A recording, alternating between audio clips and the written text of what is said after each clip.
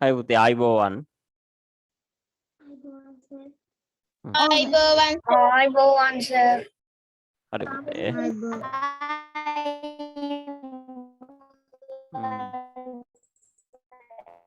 හරි. අද ළමයිගේ අඩුවක් තියෙනවා. තාම නෝද කොහෙද? මම ටිකක් වෙලා හිටියේ. කොහොමුණත් හරි අපි වෙලාව යනවා. පටන් ගමු.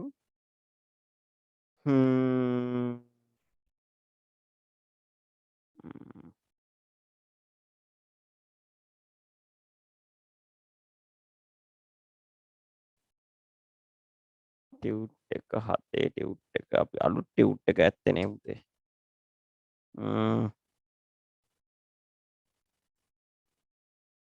සර් මන් දැන් ජොයින් උනේ මොකද කරන්නේ? ගන්නකො අලුත් ටියුට් එක. මැයි මාසේ ටියුට් එක.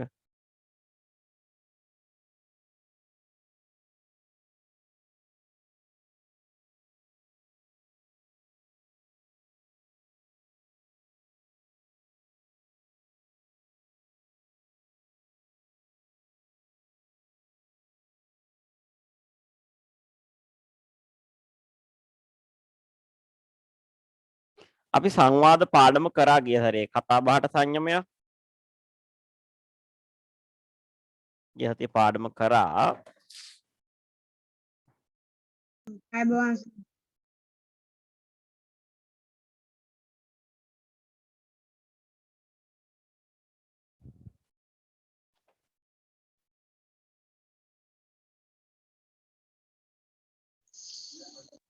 සර් ඔව් ඔව් ඔව්.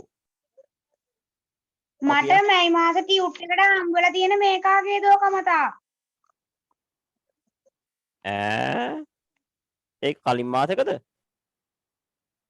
ඔව් සර් කලින් මාසේ ටියුට් එක මේ මාසේ හම්බෙලා තියෙන්නේ. එතකොට ටියුට් සෙට් එක මෙහෙමද?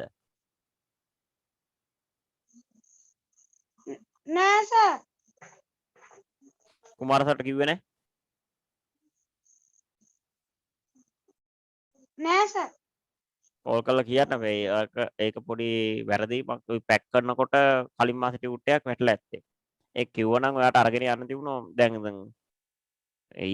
එදා ලැබිච්ච දවසේම කියන්න එපා කෝල් කරලා. අපි දැන් ගිය හතිය කරානේ පාඩම. ඔයා දැන්ද පෙරලලා බැලුවේ?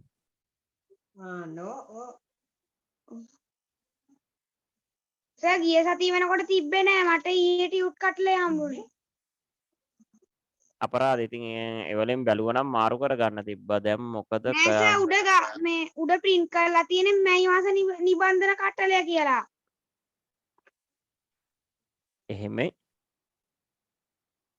එහෙනම් මෙහෙම එකක් වෙන්න ඇත්තේ. ඔය ඔයාලට පස්සේ නේද හම්බුනේ?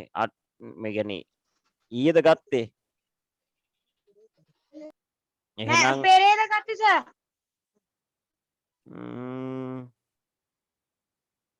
දැන් අනිත් අයගේ ඒවයි දැන් රන්ගිකා කියන බලන්න කතා බහට සංයමයක් නේ තියෙන්නේ. ඔව් සර්. ඒකයි තිලමුට්ටි සර් මන් දැන් ආවේ මොනවද ඔය කරන්නේ? දැන් ඇවිල්ලා කටේ සද්ද බලන්න.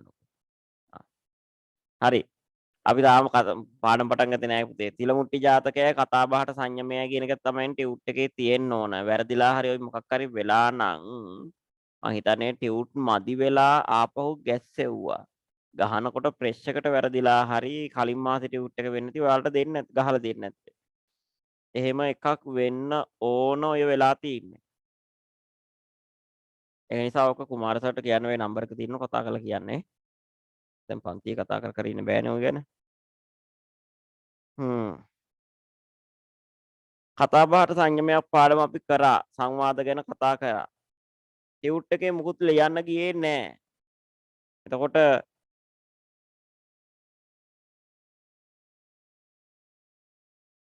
දැන් ටියුට් එක කවුරුත් අතේ තියෙන්න ඕන. දැන් කේතකට මොකද කරන්නේ?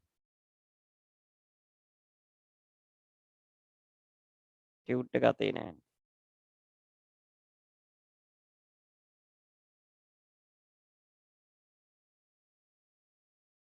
කොහොමද එහෙම ඉන්නේ කේතක විතරද?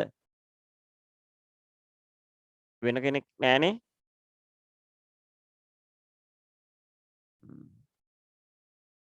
ඔන්න කේතකර විතරයි එහෙම වෙලා තියෙන්නේ. මම පොතේ උත්තර ටික ලියා ගන්න සර්.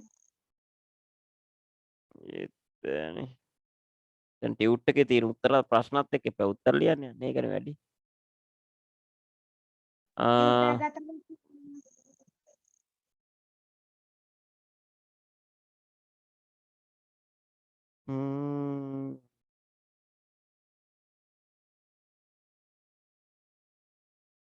අපි මෙහෙම කරමු. ඔයා ලබන සතිය ගන්නකම් අපි අලුත් පාඩමට යමු.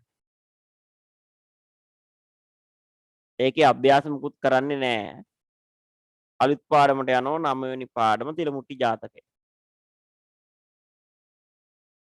එහෙම හොඳයිනේ.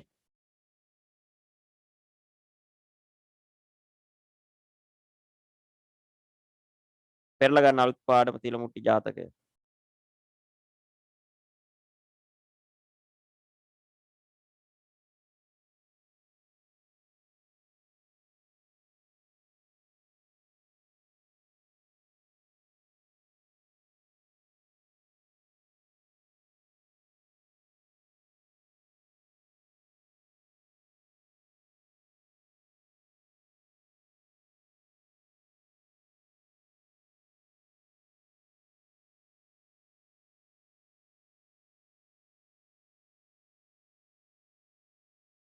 හරි.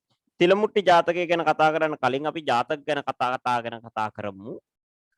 ජාතක කතා පොත ලියවෙන්නේ මොන යුගයේදීද? ඈ කෝට්ටේ යුගයේදී ඈ කුරුණෑගල යුගයේදී කුරුණෑගල යුගය. පොත ලියවෙන්නේ පුතේ කුරුණෑගල යුගයේදී.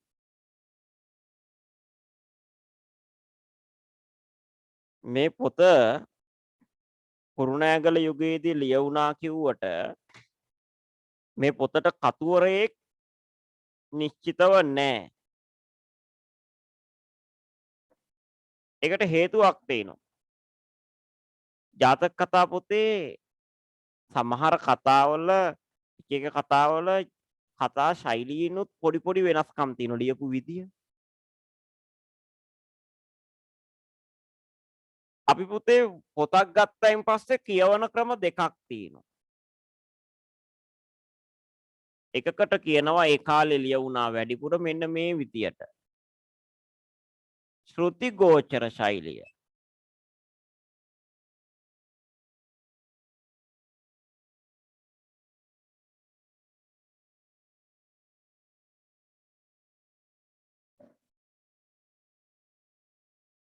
ශ්‍රුති ගෝචර ශෛලිය කියන්නේ අහගෙන ඉඳන් රස විඳපු ශෛලිය. අනිත් එක තමයි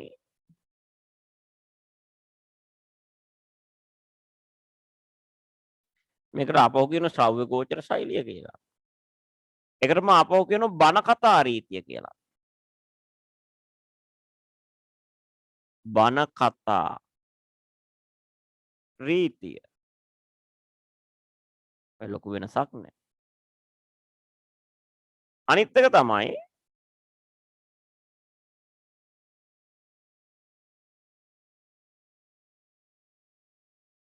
තමන්ම කියවීමේ ශෛලිය. තමන්ම කියවන.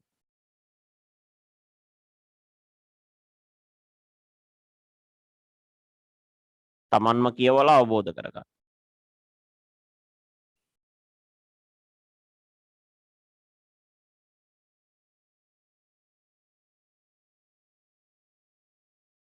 එහෙනම් මොකද්ද පුතේ? එකක් තමයි ශ්‍රුති ගෝචර ශෛලිය. අහකින් ඉඳලායි රස විඳින්නේ. ඒකට අපි කිව්වා තව බණ කතා රීතිය කියලා. තව එකක් තියෙනවා තමන් පොත කියවලා තමන් අවබෝධ කරගන්න. දැන් තමන් පොත කියවලා තමන් අවබෝධ කරගන්න නම් තමන්ට අකුරු සාත්තරේ පුළුවන් වෙනවා. අකුරු පුළුවන් වෙනවා. හැබැයි මේ යුගයේ පොත් ලියවෙන කාලෙ වෙනකොට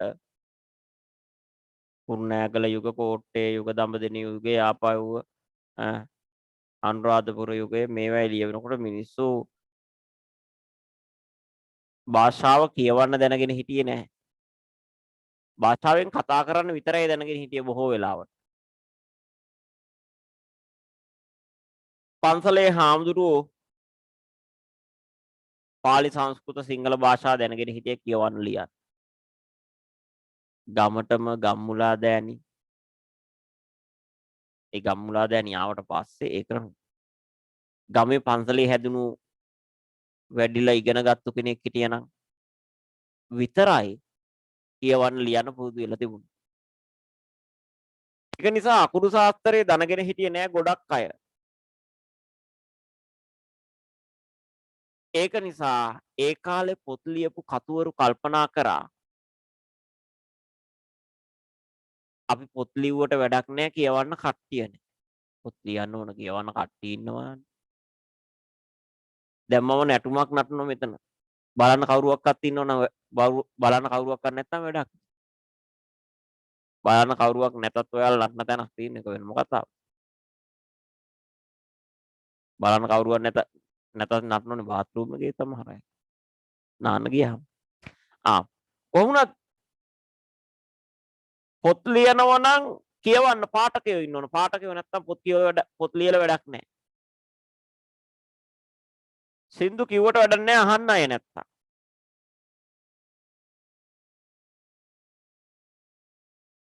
ඉතින් ඒ කාලේ කතුවරු කල්පනා කරා අපි පොත් ලිව්වට වැඩක් නැහැ කියවන්න අය නැහැ. අකුරු ශාස්ත්‍රය දන්නේ නැහැ. ඒක නිසා ඒ කාලේ ලියවිච්ච පොත් ගොඩක් අයව ලියුනේ අහගෙන ඉඳන් රස විඳින ශෛලිය. ඒකට කිව්වා ශ්‍රුතිගෝචර ශෛලිය කියලා. ඒකට කිව්වා බණ කතා රීතිය කියලා. ඒක මොකද්ද තිබුණු විශේෂත්වය? ගොඩක් වෙලාවට ඒ කාලේ ලිව්ව පොත් බුදු සිරිත ගැන. බුදු දහම ගැන. ඒ කාලේ ලියුනේ. පන්සල මූලික කරගත්තු ජීවන ක්‍රමයක් තමයි ඒ කාලේ තිබුණේ. ඒක නිසා ඒ කාලේ ලියව පොත් ගොඩක් වෙලාවට හාමුදුරුවෝ නැත්තම් කතුවරයෙකුට එයා බණ දහම ගත් කෙනෙක්. ඒක නිසා බුදු දහම ගැනම තමයි ලියුනේ. පෙතෙන් බුදු සිරිතය ගතින් වත් සිරිතය ආදී වශයෙන් සිත සංග්‍රහ කතුවරේ එය පවා සඳහන් කරන්නේ බුදු සිරිත ගැන පොත් ලියවිය යුතුයි කියලා. ඒ කාලේ තිබුණා. ගද්දෙන් පද්දෙන් ලියනවා. පද්‍ය ලිව්වත් බුදු සිරිත ගැන තමයි ගොඩක් වෙලාවට ලියවුනේ. එතකොට මේ ශ්‍රුතිගෝචර ශෛලියෙන් පොත් ලියවෙනකොට මේක අහගෙන හිටියේ කවුද? ඔයාලා දන්නව පුතේ ඒ කාලේ මම ගිය සතියේ කතා කරා මේක ගමේ ඉහත්තාවේ තියෙන වෙල්යාය නම්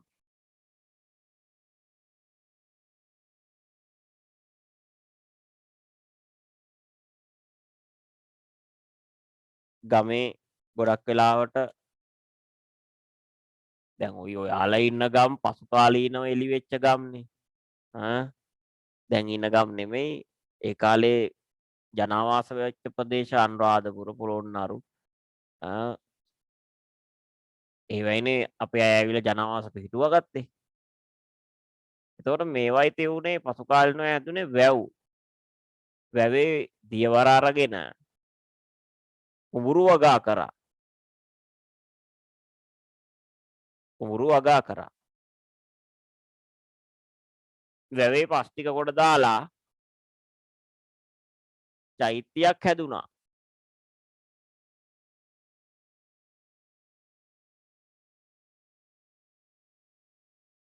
ඒ පන්සලේම විහාරස්ථානිකුත් ගොඩ නැගුණා.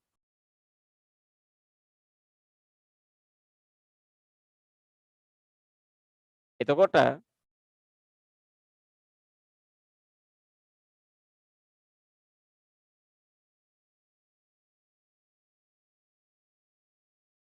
මේ විහාරස්ථානයට මේකත් එක්ක ගමේ පහළ හැදුන ගෙවල්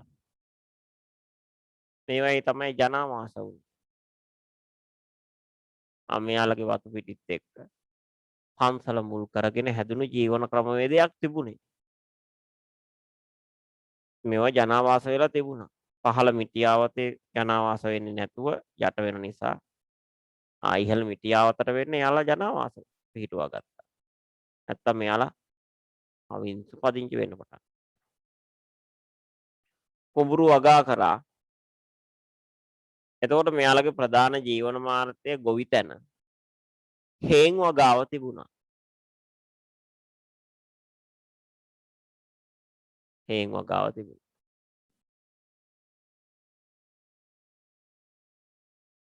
එතකොට හේන් වගාවෙන් අවශ්‍ය එළවලු ටික, පරා ටික, ඒ අවශ්‍ය දේවල් ටික ලැබුණා. ගොඩ ගොවිතැනෙන් පොල් ආදී වශයෙන් ඒව ගෙවත් වගා වුණා. මඩ ගොවිතැනෙන් වී ටික ධාන්‍ය ටික ලැබුණා. නැත්තම් මේ විදිහට ප්‍රධාන ආහාරය බත සැපෙව්වා. අපයා ගත්තා. ඉතින් ගොඩක් වෙලාවට හේනේ පැල් රැක්කා.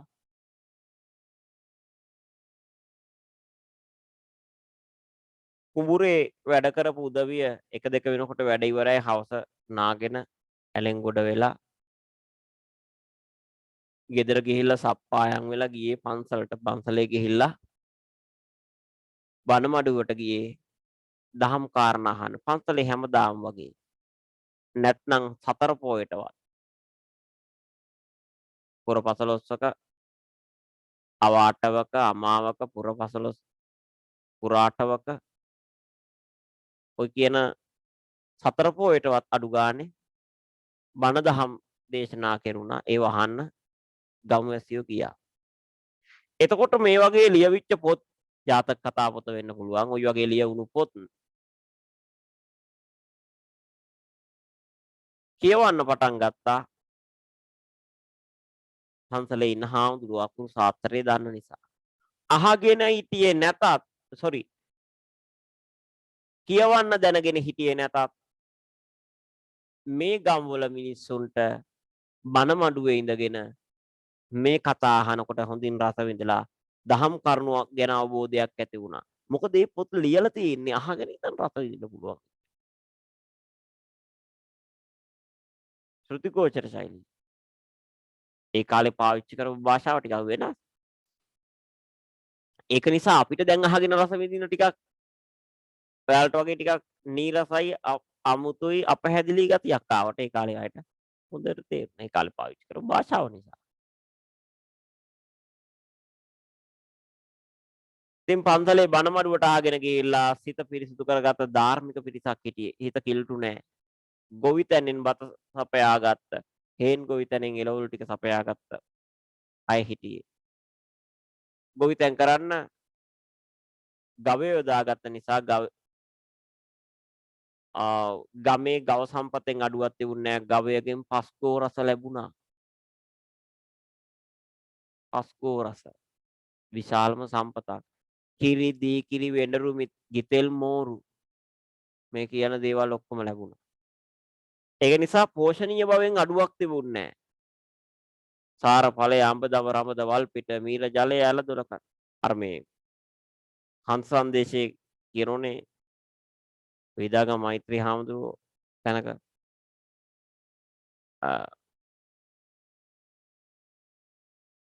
ඇසේ ළමා වසු පැටියන් අහන්න දුරට දිසේ බෙහෙර ඒ තුරමුණක් ලෙසට රසෙහි අමා රසමය ඒ පියස දුට. පළවෙනි වේදිකේට අමතක. පැසෙහි නිබඳ කෙත්වල් මේක. පැසෙහි නිබඳ කෙත් වතු සුවඳල් පැසෙහි නිබඳ සුවඳල් කෙත්වත් අවට. පැසෙහි නිබඳ සුවඳල් කෙත්වතු සුවඳල් අවට පැසෙනවා. ඇසෙහි ළමා වසු පැටියන් හඬ දුරට මේ ගමක සුන්දරත්වය. ළමා වසු පැටියන්ගේ හඬ දුරට ඇහෙනවා නම් ඒ ගව සම්පතෙන් පෝෂණය වෙලා තිබුණා.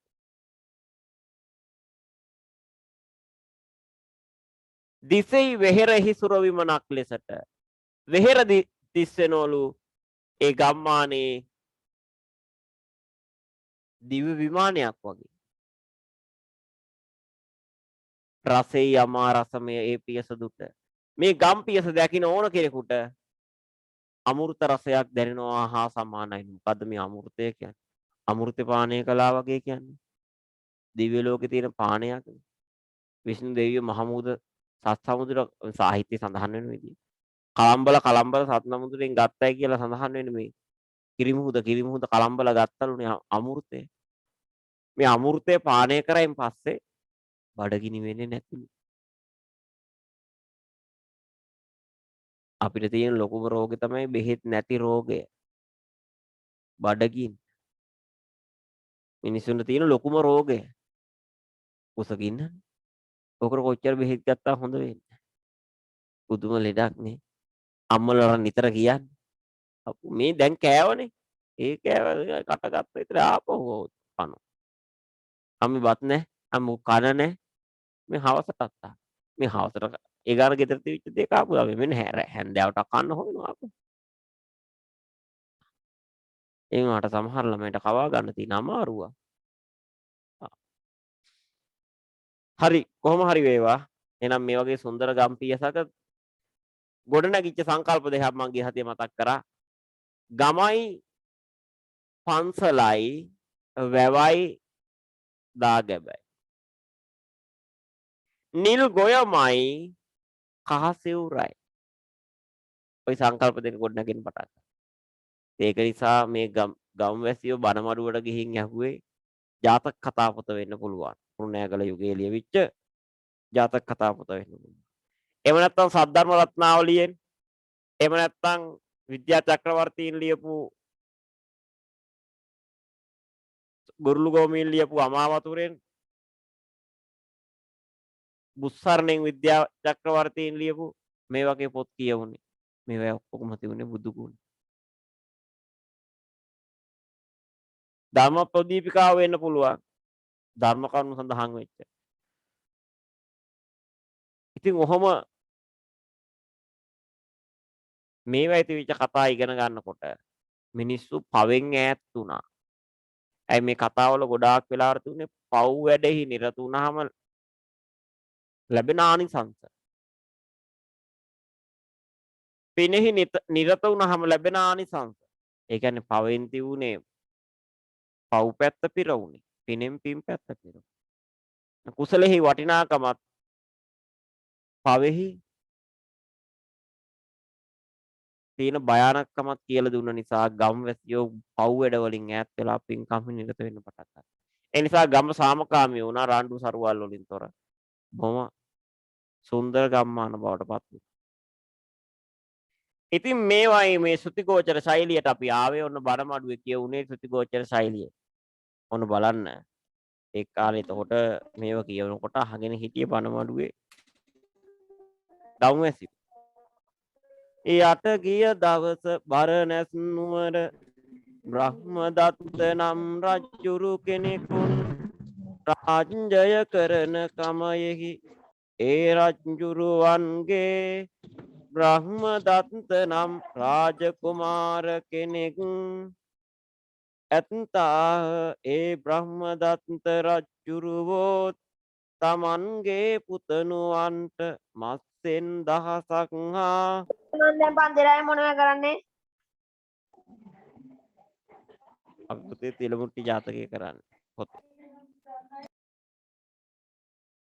පිලි සංගලක් හා පත් කුඩයක් හා වහන් සංගලක් හා බත් මුලක් ආදී උදයදී දිසා පාමුක් ආචාරීන් කරා ගොස් ශිල්ප ශාස්ත්‍රය ගෙනගෙන එවයි යවූහ.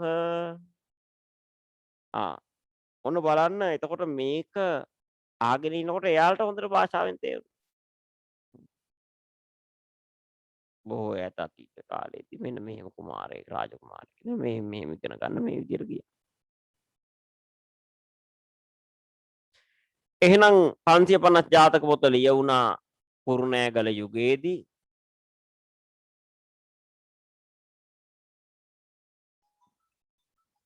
කුරුණෑගල යුගයේදී ලියවුණාට මේකට කතුවරයෙක් නෑ. කුරුණෑගල යුගයේදී ලිව්වා.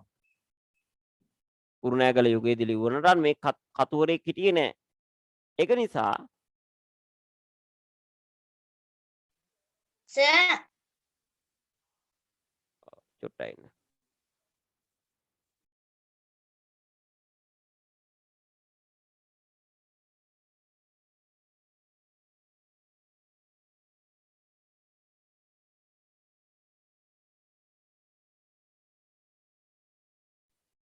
ඔව් හරි. කියන්න. 550 ජාතක පොතට කතුවරයෙක් නැtei කියන්නේ අර එක එක ශෛලීන් නිසා ගොඩක් අය ලියලා කියලාද නැත්නම් කතුවරයෙක් ගැන හිතාගන්න බෑද? නෑ මේක කියන්නේ කතෘ මණ්ඩලයක් එකතු වෙලා ලියපු නිසා කියලා. එහෙම විශ්වාසයක් තියෙනවා. කතෘ මණ්ඩලයක් එකතු වෙලා ලිව්වේ මෙහෙම ඒ කාලේ පොත් ලියනකොට ගොඩක් අය තමන්ගේ නම දාගන්න උත්සාහ කරේ නෑ. ඈ දැන් අපේ කට්ටිය ලියනකොට පොත ඉස්සරහින්ම දාගන්න ලොකුට නමනේ. පොතේ නමට වඩා ලොකුයි සමහරවල්ලාට ලියපු කතුවරයා. ඉතින් ඒ කාලේ එහෙම යාට ඒකට ප්‍රසිද්ධ වෙන්න හිමුමනාවක් තියුන්නේ නැහැ සමාජයට සත්කාරයක් කරන්න. සමාජයට සේවයක් කරන්න. මේ පොතෙන් උදව්වක් කරන්න. ඒක පිනක් විදියකට කරන්න තමයි උත්සාහ කරේ. ඒ නිසා ගොඩක් පුතුල ඒ කාලේ කතුවරු හිටියේ නෑ. දැන් උදාහරණයක් ඇටියට සද්ධර්ම රත්නාවලී පොතේ කතුවරේ අඳුරගන්නේ පොතේ අන්තිමටම තියෙන පොඩි ගාථාවක. මෙන්න මෙහෙම තියෙනවා.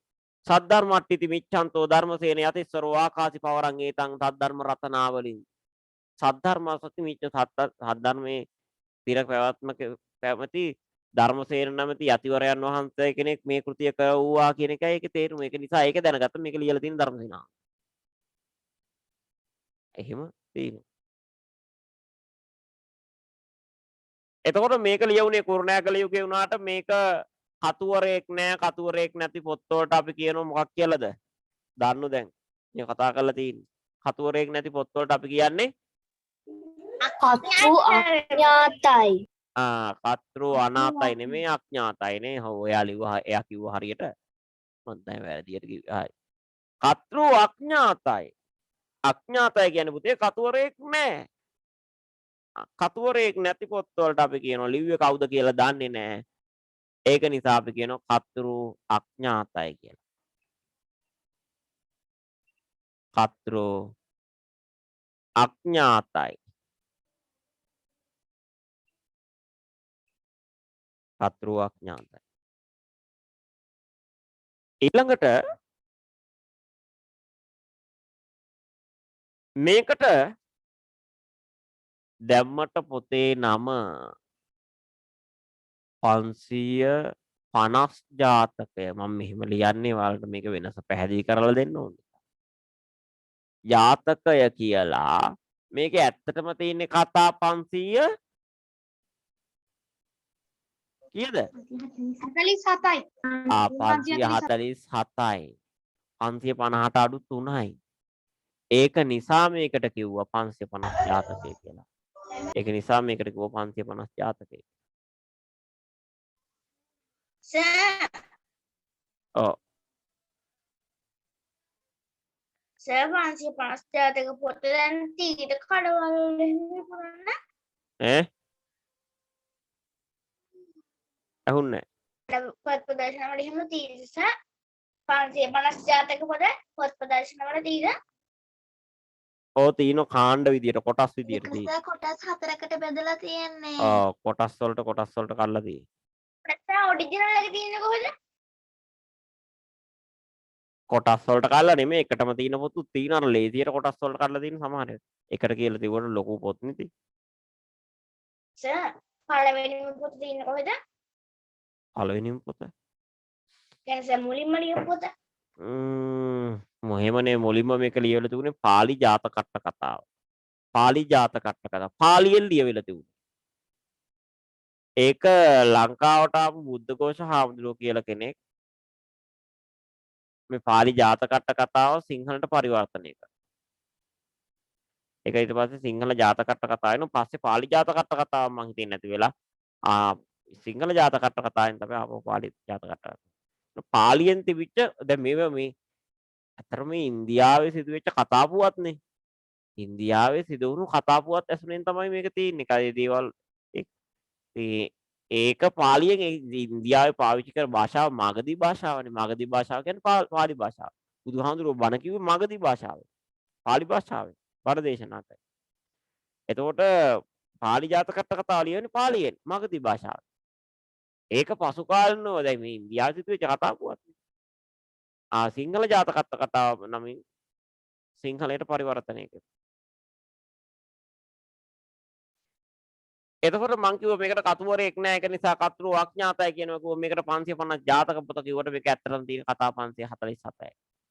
හැබැයි මේකට මිනිස්සු පුදුම තරම් ගරු කිරීමක් කරා. පුදුම තරම් ගරු කරන්න පටන් ගත්ත මේකට. මේ පොතට. ඒක නිසාම මේ පොතට විශේෂ ස්ථානයක් දෙන්න පටන් ගත්ත අපේ ගැමියෝ. විශේෂ ස්ථානය. එහෙනම් හැඳින්වුව මේක මොකක් කියලාද? 550 ජාතක පොත් වහන්සේ. 550 ජාතක පොත් වහන්සේ. 550 ජාතක පොත් වහන්සේ. බලන්න හැම දෙනාටම හැම පොතකටම වහන්සේ කියන්නේ නැහැනේ. සමහරලාට ඔයාලටත් වහන්සේ කියනුනේ සමහර අය. ඉස්සරහට අකුරු දෙකකුත් එක්ක. ඔව් ඉස්සරහට අකුරු දෙකකුත් එක්ක. අන්න ඒක දැනගෙන දැක්ක බලන්නේ. ඒක හිතා ගන්න පුළුවන් වෙච්ච එකත් හොඳ ලොකු දෙයක්. සමහර අයත් වහන්සේ කියලා කියන ඉස්සරහට අකුරු දෙකකුත් දාලා මේ වහන්සේට කොච්චර කිව්වත් තේරෙන්නේ නැහනේ. එහෙම කිය. එහෙම වහන්සේලා නෙමෙයි ඔයාලා. හොඳ මොලයක් තියෙන අය. ඉතින් 550 ජාතක පොත් වහන්සේ මෙහෙම තියෙන්නේ හරි අඩුවෙන් පොත්. තා පොතක් තියෙන මොකද්ද? පිරුවානා පොත් වහන්සේ. පිරුවානා පොත්. එතකොට මෙහෙම අල්ප සංඛ්‍යාවක් තියෙන්නේ. මේවයි තිබිච්ච වැදගත්කම සලකලා. මේ පොත්වලට ඒ තරම් නම දුන්නේ වහන්සේ කියලා ඇමතුවේ. ගෞරවාර්ථයක් දුන්නේ. පුදුම තරම් මේ පොත් වලින් මිනිස්සුන්ගේ හදවත් වලට கிඳා බැස්සා.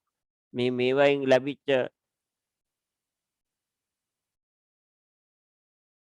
මේවයින් ඒ අය ලබාගත් දේවල් නිසා මෙයාගේ ජීවිතේ පුදුම තරම් හැඩගැස්සුණා. එකල ජනතාවගේ ජීවිතේ හැඩගස්වන්න මහඟු කාර්යයක් කරා ජාතක පොත. පිරිත් පොතේ ආරක්ෂාව සැපෙව්වා. පිරිතෙන් ආරක්ෂාව අරගෙන 550 ජාතක පොතෙන් සාර ධර්ම ගොඩනගාගෙන ජීවිතේ හැඩගස්වගත්තු ජනතාවක් ඒ කාලේ. එතකොට 550 ජාතක පොත් වහන්සේ වුණේ ඒක. ඒක කොයිතරම් අපේ මිනිස්සුන්ගේ හිත් වලට கிඳා බැස්සද කිව්වොත් හපෝ අරුව වගේ කාලකන්ණියෙක් නෑනේ. අම්මට සලකන හැටි. තාත්තට සලකන හැටි. අන්න අපේ මිනිස්සු කියන්න පුරුදු වුණා. මේවා ආවේ කොහෙන්ද? 550 ජාතකයෙන්. 550 ජාතක පොතක් ගෙදර තියෙනම් පෙන්නලා බලන්න සිරි කාලකන්ණි ජාතකය කියලා ජාතකයක් තියෙනවා. අන්න කාලකන්ණිය කියන නම ආවේ ඒකෙන්. දැන් මොකද වෙන්නේ? සිරි කාලකන්ණි ජාතක.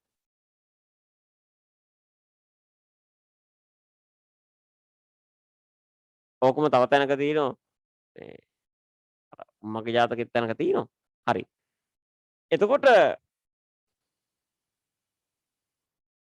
අනේ මෙයා වගේ බෝධිසත්වයෙක් මෙහෙම දරුවෝ ලබන්න වාසනාවන්ත වෙන්න ඕන දෙමව්. බෝධිසත්වයෙක් වගේ.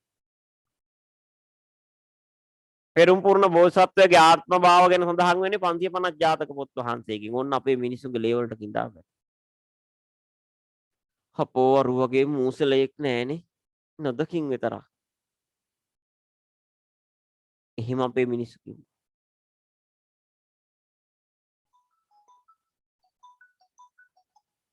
ඒක ආවේ ගුත්තිල ජාතකේ. ගුත්තිල මූසිල ජාතකයේ ගුරුවරයාට පිටපා ගිය මූසිල ගැන සඳහන් කරා.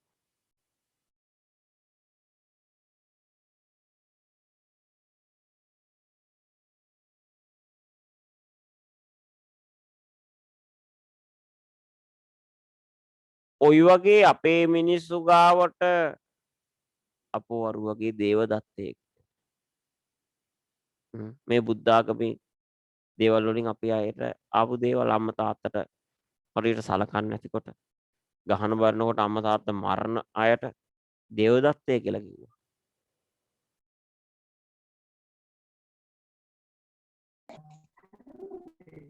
මේ වගේ මච්චරිය කෝසිය වගේ කිව්වා. මසුරු කට්ටිය දැක්කාම ලෝභ කට්ටිය දැක්කා. ඉතින් මෙහෙම කියන්න හේතුව උනේ ගොඩක් වෙලාවට මේ ජාතක කතා වලින් තමයි මේ බණ කතා වල දේවල් කිඳා බහැලා ඒ තරමටම මිනිස්සුන්ගේ හිත් වලට ගියපු නිසා.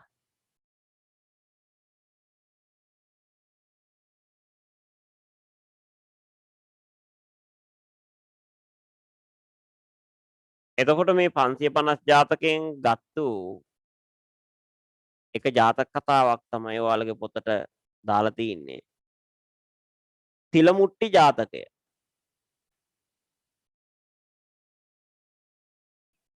තිලමුට්ටි ජාතකය.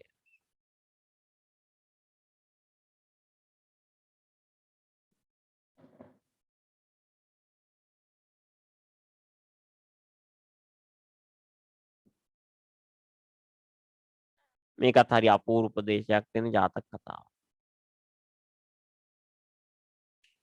ජාතක කතාවක් ඕනම කතාවක් කොටස් 3කට බෙදෙනවා.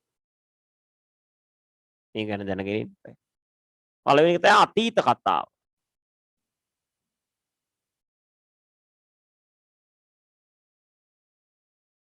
දෙක තමයි වර්තමාන කතාව.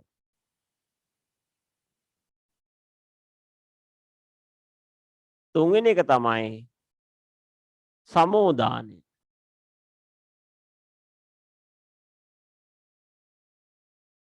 දැන් ඔයාලා ගිය අවුරුද්දේ ඉගෙන ගත්තු ජාතක කතාව අරගෙන මම මේක පැහැදිලි කරොත් අතීත කතාව තමයි වර්තමාන කතාවේ මම පටන් ගත්ත ඉතින් වර්තමාන කතාව තමයි බුදුහාමුදුරුවන්ගේ කාලේ. භික්ෂූන් වහන්සේලා ටිකක් ගමකට යනවා. ගමකට ගිහිල්ලා ඉවර වෙලා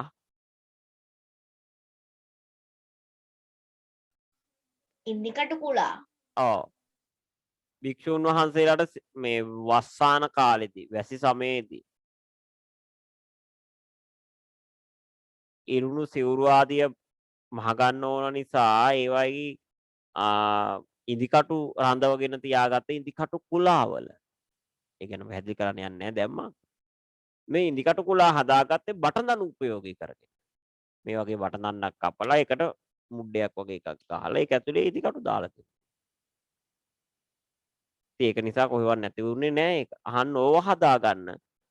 සාමණේරයන් වහන්සේලා ටිකක් පිටත් කරලා යවනවා. හරි පුදුමයි. බටදඬු කපන හැප එකෙහිම පුරුග්ගාවෙන් ඇහිරිලා නැහැ. ඒකත්‍රිත විය එකම සිදුරක් පිහි. මේක දැකපු වික්ෂුන් වහන්සේලා හරි පුදුමයි. ඒක ඉන්නකොට කුලාවක්වත් හදාගන්න විදියක්. මේක ඇවිල්ලා වික්ෂුන් වහන්සේලාට සැලකලා සිටියා. ඒ භික්ෂුන් වහන්සේලා මේක බුදුහාමුදුරුවන්ට ධම්සභා මණ්ඩපයේදී දේශනා කරනවා. වදාරනවා. ධම්සභා මණ්ඩපයට බුදුරජාණන් වහන්සේ වඩනකොට භික්ෂුන් වහන්සේලාට ගොඩක් වෙලාවට කතා බහකින් නිරත වෙලා ඉන්නේ. රාජ කතා, චෝර කතා, සග්ග කතා, කාමානං ආදීනවන් ඔය නෙමෙයි. භික්ෂුන් වහන්සේලා නොකල යුතු කතා තියෙනනේ. රජුරෝ ගැන කතා කර ඉන්න බෑ භික්ෂුන් වහන්සේලාට අකපැයි. චෝර කතා, හොරු ගැන කතා කර ඉන්න බෑ අකපැයි. රාජ කතා, චෝර කතා, සග්ග කතා, දිව්‍ය ලෝක ගැන කතා කර ඉන්න බෑ අකපැයි. බණ්ඩ දේශනා කරන්න පුළුවන්. කාමානං ආදීන, කාමයේ ආදීනව ගැන කතා කරන්න. කාමයේ සපත ගැන කතා කරන්න තහන. කාමයේ පිළිවෙල. ඒ කියන්නේ පස්කම් සප විදීම් පිළිබඳව ඇසකන්නාසී දිව ශරීරයේ පිනවීම. ඉතින් ওই කතා වලින් වලකිලා භික්ෂුන් වහන්සේලා නිරත වෙලා ඉන්නේ ධර්මය පිළිබඳව කතා බහක්. බුදුන් වහන්සේ ධම්සභා මණ්ඩපයට වැඩම කළා හිඳගෙන ඉවරලා ආසුන්ගෙන අරණ මහණෙනි මා එන්නට ප්‍රථම කිනම් කතාවකින් යුක්ත උරුම්දයි. මං එන්න කලින් මොන වගේ කතාවක්ද කතා කර හිටියේ. අන්න එදා භික්ෂුන් වහන්සේලා කිව්වා අපි කතා කරේ වෙන මොනවත් නෙමෙයි. අපි දිතෙස් කතාවෙන් තොරව කතා බහ කරේ මෙන්න මෙහෙමයි. අපි හාමුදුරුවෝ වහන්සේලා ටිකක් යවුවා. ඉන්දිකටු කුලාක වගේක් කපා ගන්න හරි පුදුමයි. ඒ ගමේ තිබිච්ච මේ නලපාන කියන ගමේ තිබිච්ච නලපාන පොකුණේ එකම බටයක්වත් පුරුක් ළඟින් නැහිරිලා නැහැ. ඒකච්චිතව තියෙන්නේ. එකම සිදුරක් බවට පත් වෙලා තියෙන්නේ බුදුන් වහන්සේ. මේක පුදුමයි. බුදුහාඳුරු කියනවා ඒක මොකුත් නෙමෙයි. මේක මාගේ පුරාතන අදිෂ්ඨානයක බලයකින් සිද්ධ වෙච්ච දෙයක් කියලා කියනවා. අනේ අපි දන්නේ නැහැ. අනේ බවත් ගෞතමයනි අපි දන්නේ නැහැ මේ මොකක්ද කියලා. අපිට වදාරණසේක්වා කියලා භික්ෂුන් වහන්සේලා අයදලා සිටින පටන් ගන්නවා. අන්න භවයෙන් වැහිච්ච ඒ අතීත කතාව බුදුහාඳුරෝ දේශනා කරනවා. භවයෙන් වැහිච්ච ඒ අතීත කතාව බුදුහාඳුරෝ දේශනා කරනවා. අන්න ඒකට කියනවා අපි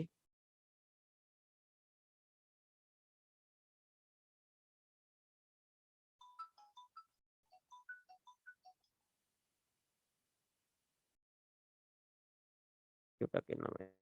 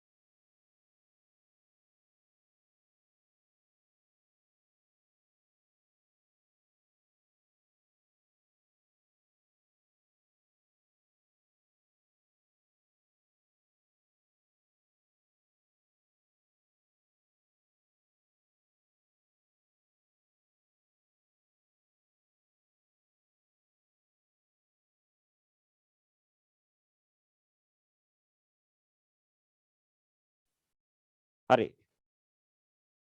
අන්න එතකොට අතීත කතාව දේශනා කරන බුදුහාමුදුරුවෝ අර භවයෙන් පටිච්චන්නව භවයෙන් වැහිලා තිබිච්ච කතාව. අන්න වර්තමාන කතාව සිදු වෙන්නේ එතකොට බුදුහාමුදුරුවෝන් කාලේ අර ඉන්දිකටු කුලා හදන එක මේ බටදඩු ඒකත්‍රිත වෙච්ච හැටි තියෙන්නේ අතීත කතාවේ.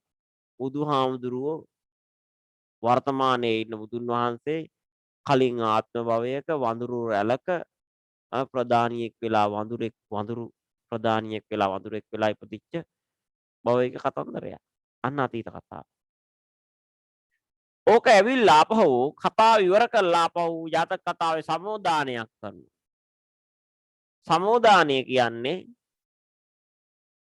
අතීත කතාවයි වර්තමාන කතාවයි එකට ගලපනවා.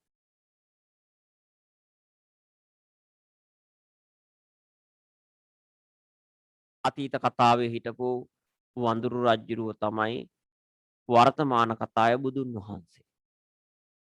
අතීත කතාවේ හිටපු 80000ක් වඳුරු රැළ තමයි වර්තමාන කතාවේ බුදුහාමුදුරන්ගේ සංපාමුක් පරපුර. මේ ආදි වශයෙන් පූර්වාපර සංදි ගැලපීමට කියනවා සමෝදානය කියලා. ඔන්න තෝ ජාතක කතාවකින් ප්‍රධාන කොටස් තුනකින් යුක්ත වූ.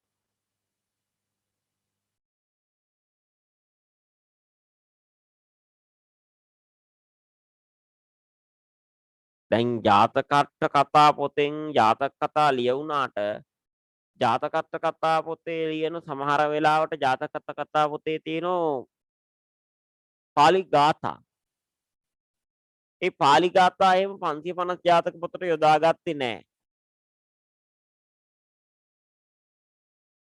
ඒ නිසා ජාතක කතා ගොඩක් වෙලාවට කතා වලින් යුක්ත වුණා. කතා ඔකින්ම තමයි යුක්ත වුණේ. ඒ නිසා කතාවක් විතරයි ගාථා ගොඩක් අඩුයි ජාතක කතා පොතේ. අඩු කියන්නේ නැතිම තරම්. ඔව්. සර් 550 ජාතක පොතේ හැම බුදුවරු ගැනම කතා කීද? හැම බුදුවරු ගැනම කතා කීද නැත්නම් ගෞතම බුදුහාමුදුරු ගැන විතරයිද? ගෞතම බුදුහාමුදුරු ගැන විතරයි.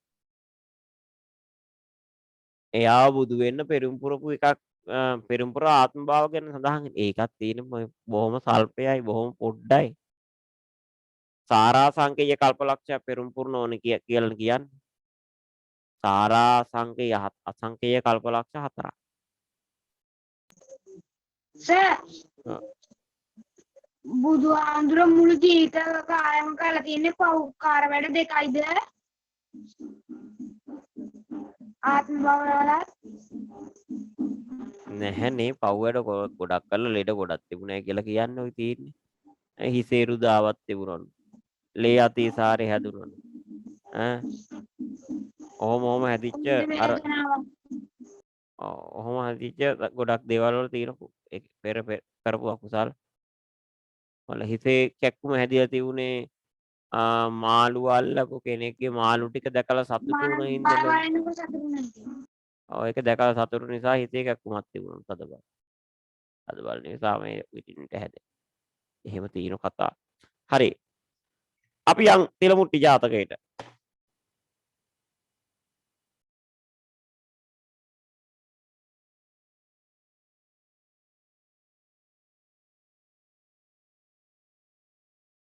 හැත්ත 4 වෙනි පිටුව බෝධිසත්වයන්ගේ පෙර ආත්මවල කතා ලෙස නිර්මාණය කරන ලද ජාතක කතා ඇතුළත් 550 ජාතක පොත පැරණි සිංහල පොත අතර වැදගත් පොතක් සේ සැලකේ. මිනිස් චරිත පමණක් නොව සත්ත්ව චරිත යොදා ගනිමින් ජීවිතය සාර්ථක කර ගැනීමට උපදේශ ලැබෙන ග්‍රන්ථයක් ලෙස ජාතක කතා පොත සැලකිය හැකිය. කුරුණෑගල රාජධානි සමයේ වීරසිංහ ප්‍රතිරාජ නම් අමාත්‍යවරයාගේ ඉල්ලීමක් පරිදි රචනා කරන ලදයි. සැලකෙන 550 ජාතක පොත ඇත්තේ කතා 547 ආසන්නව 10 ගුණාකාරයට වැටවීම 550 ගත් බව සිටිය හැකිය. ජාතක කතා පොතේ උපුටාගත් තින මුට්ටි ජාතක මේ පාරමිත ඇතුළත් වේ. මේ වීරසිංහ ප්‍රතිරාජ නැමැති අමාත්‍යවරයෙක්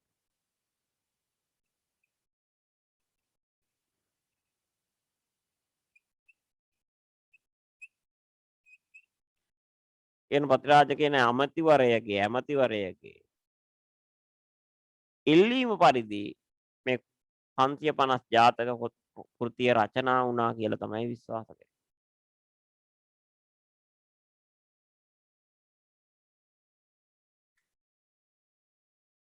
බලන්න එතකොට බෝධිසත්වයන්ගේ පෙර ආත්මවල කතා ලෙස මේ පෙර ආත්ම භවවල කතා අතීත ආත්මවල ගෞතම බුදුහාමුදුරුවන්ගේ විතරයි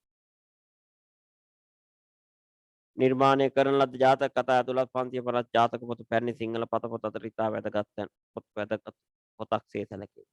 මිනිස් චරිත පමණක් නොව සත්ත්ව චරිත යොදා ගනිමින්. දැන් මිනිස් චරිත විතරක් නෙමෙයි. මේ පොතේ විශේෂත්වය සත්ත්ව චරිතත් යොදාගෙන තියෙනවා. බුදුන් වහන්සේ මොන ආත්මවලදී මොන සත්තු වෙලා හිටියද? ඒ කියන්නේ තිරිසන් ආත්මවල අපටත් උපදින්න වෙනවා. හැබැයි එහෙම කරගන්න ගමනු නුවණින් යුක්තව ක්‍රියා කරපු ආකාරය ගැන තමයි වැසඳන්නේ. ජීවිතය සාර්ථක කර ගැනීමට උපදේශ සපයන ග්‍රන්ථයක්. එතකොට හැබැයි මේවත් ජීවිතය සාර්ථක කරගන්න උපදේශමයි සපයන්නේ මේ කතාවලින්. ඒතර උපදේශාත්මක ග්‍රන්ථයක්. ගද්‍ය ග්‍රන්ථයක්. ජාතක පොත සැලකිය හැකිය. කුරුණෑගල රාජධානි සමයේ වීරසිංහ ප්‍රතිරාජ නැමැති අමාත්‍යවරයාගේ ඉල්ලීම පරිදි රචනා කරන ලදයි. සැලකෙන 550 ජාතක පොතේ ඇත්තේ කතා 547. ආසන්න 10 ගුණාකාරයට වැටීමෙන් කතා 550ක් සේ ගත් බව සිතිය හැකියි. ජාතක කතා පොතේ උපුටාගත් තිරමුට්ටි ජාතකය මේ පාඩමට ඇතුළත්.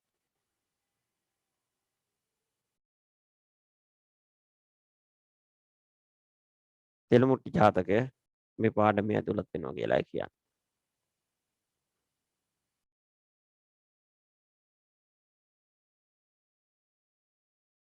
හරි. දැන් මේ අපි අද යන්නේ අලුත් වැඩක් කරන්න. ගෙදර ඉඳන් පොත කියවන්න යන්න. තසිත් කියවමු බලන්න ඉස්සෙල්ලම. ජාතක කතාවනේ. ඔව් ඔව්. කියවන්න පටන් නිකන් ගන්න. මම කියවනකොට නතර කරන්න. මම කියනකොට නතර කරන්න. අර කාලට ඕනේ නෑ නිසා. කමක් නැහැ. ටිකක් එහෙම කියන්න උත්සාහ කරා. යට ගිය දවස බර්ණස් නුවර බ්‍රහ්මදස් නම් රජ කෙනෙකු රාජ්‍ය කරන සමයෙහි ඒ රජුරුවන්ගේ බ්‍රහ්මදත්ත නම් රාජකුමාර කෙනෙක් ඇත්තාහ. ඒ බ්‍රහ්මදත්ත රජුරුවෝ තමන්ගේ පුතුණුවන්ට මස්සෙන් දහසක් හා පිලී සඟලක් හා පත්කුඩයක් හා වහන් සඟලක් හා බත් මුලක් ආදී උදයදී දිසාපාමොක් ආචාරීන් කරා ගොස් ශිල්ප ශාස්ත්‍ර ඉගෙනගෙන එවයි යවූහ. හරි. ඇති.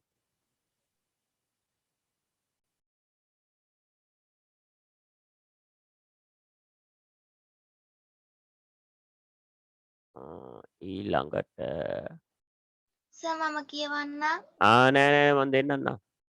පූජනී. එකියන කුමාරයා තක්සලා නුවරට ගොස් දීසාපාමොක් ආචාරි දකින්නට ගිය වෙලාවට දීසාපාමොක් ආචාර්යහු ශිෂ්‍යයන් ශිල්ප ශාස්ත්‍ර උගන්නා මිදුලෙහි සක්මන් කොර සිටියාහ. ඒ වෙලාවට රාජ කුමාරයන් ළඟ එන්නා දැක ඇයි තොප කුමට අවුද්දැයි විචාරා ශිල්ප උගන්නට ආමි කී කල්හි ආචාරින්ට වස්තු දී ශිල්ප ඇති. ඊළඟට මල්ෂා මදුභාෂිනී 7007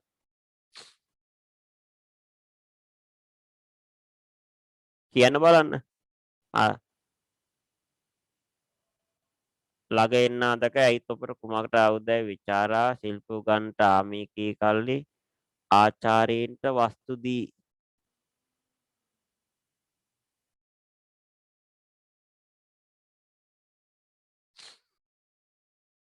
කොමල්ෂා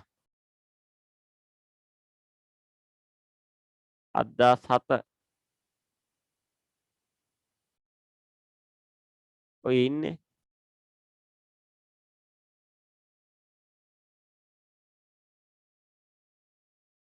කියන්න.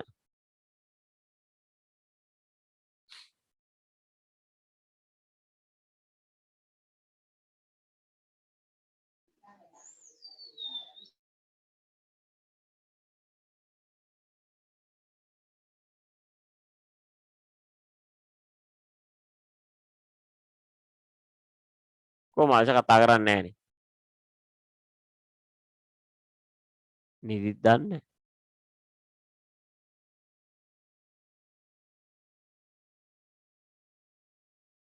ජෙසිත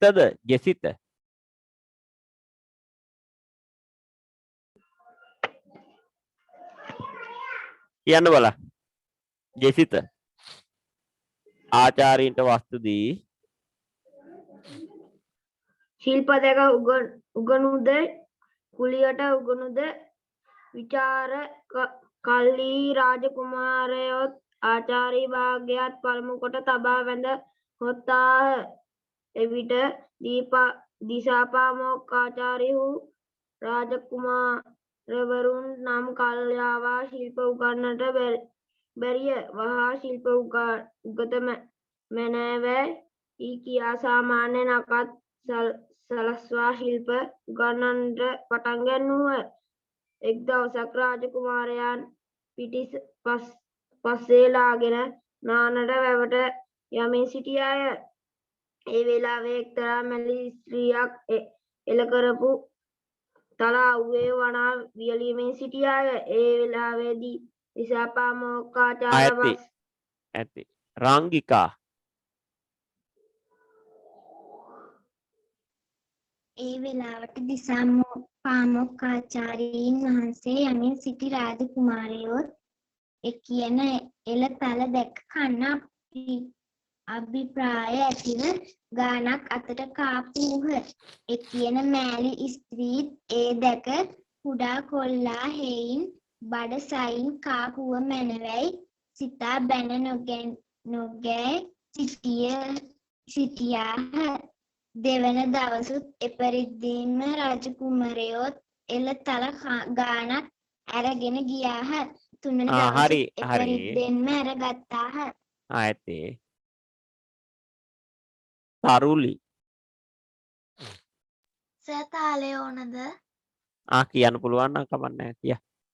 එවිට ස්ත්‍රී සිතන්නේ මේ න්‍යායෙන් දවස් පතාකත් නම් මාගේ තල නිමායයි කියා සිතන්නේ දිසාපාමොක් ආචාර්යීන් වහන්ස තමන් වහන්සේගේ අතවැස්සන් ලවා මගේ තල ගන්නා සේකැයි මොරගෑව. එවිට දිසාපාමොක් ආචාර්ී ඇයි මෑණියනි මම කුමන අන්‍යාවක් කෙලෙම් දයි කීය. එවිට ස්ත්‍රී කියන්නේ නුඹ වහන්සේ පස්සේ යන අතවැසි 3 වාරයක් මාගේ තල ඇරගෙන ඉනිබේ තල ගනිත් නම් මාගේ තල නිමායේ ඊ කියා මොරගා කීය. හරි එවිට දිසාපාමොක් ඊළඟට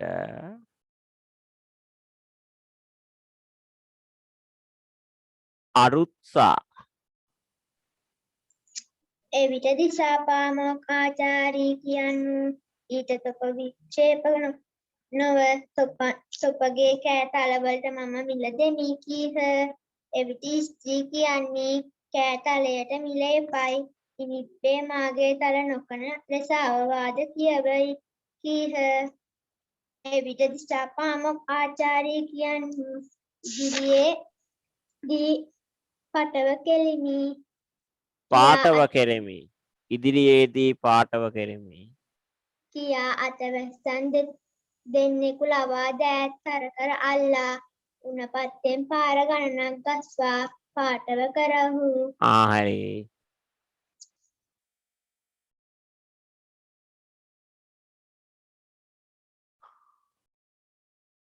අනුකි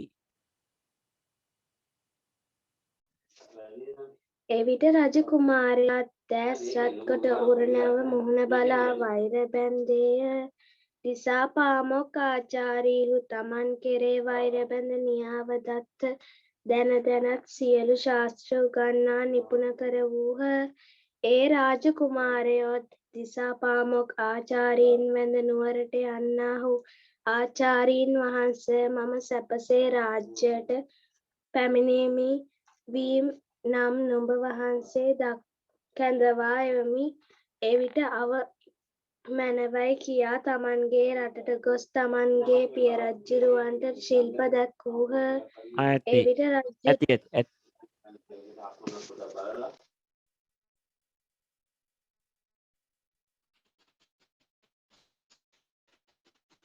බිනුරි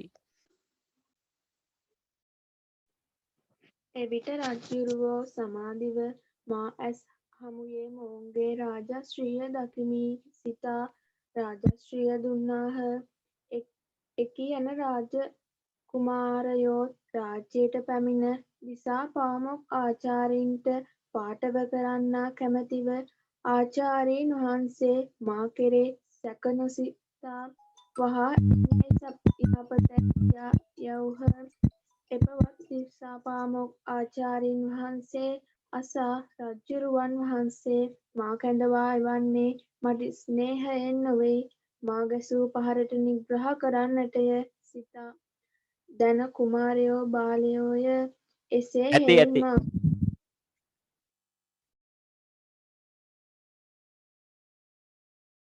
බිනුරි නේද කිව්වේ දැන්? චරක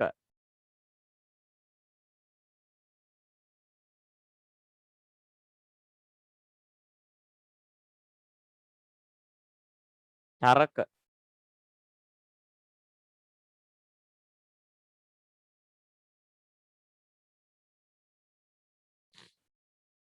කෝ චරක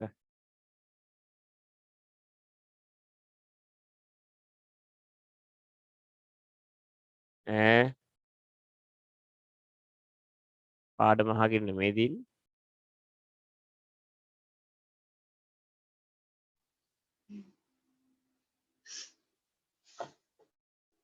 චරක බොද්ධනද මොකක්ද නම?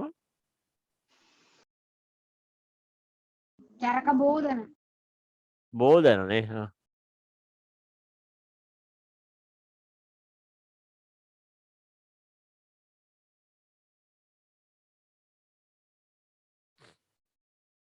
චරක කොහෙද මේ ඉන්නේ?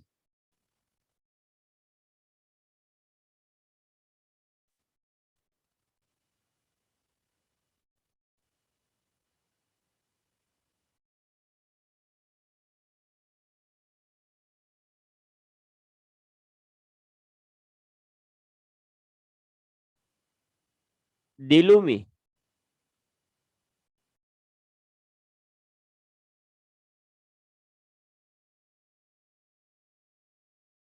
දිලුමි හංසිනී 7016.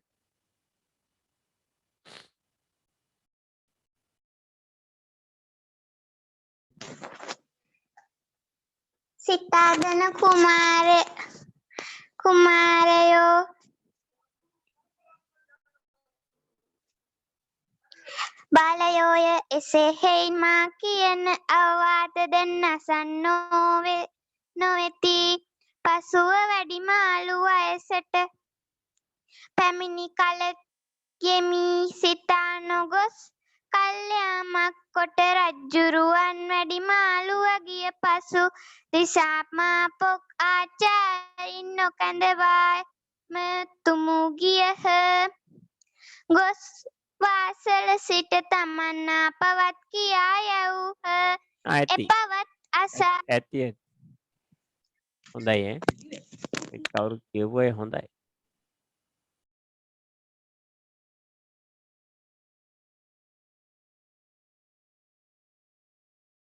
HM netmi යහපත ආචාරීන් වහන්සේ කැඳවයි කියා කැඳවා කියන්නාහු ඇයි ආචාරීනි තොපි මරණ නළලේ තබා අවුද? එදවස් තොප විසින් මා තල කෑවායි කියා දෙන්නකුත් කුන් ලවා අත් දෙක අල්ලා උණ පත්ලෙන්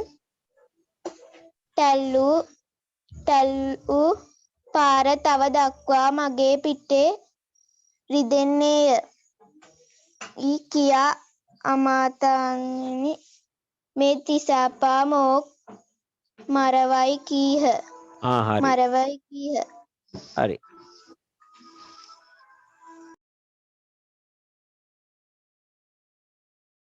හිමායා අසන්දි. හරි.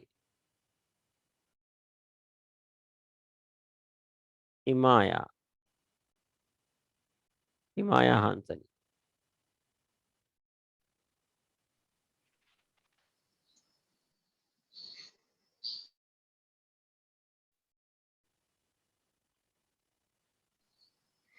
කියා අමාත්‍යංශ මේ දිසාපාමොක් මරවයි කීහ. එවිට දිසාපාමොක් ආචාර්ය කන්නාහු මරා දමපු නම් මේ රාජශ්‍රීය ලබන්නට නැත්තේ වේද? එසේ හෙයින් හික්මවීම පිණිස කළ පාඨවයට උත්තමයෝ වෛර නොබදිති. එපවත් අසා බොහෝ අමාත්‍යංශයෝත්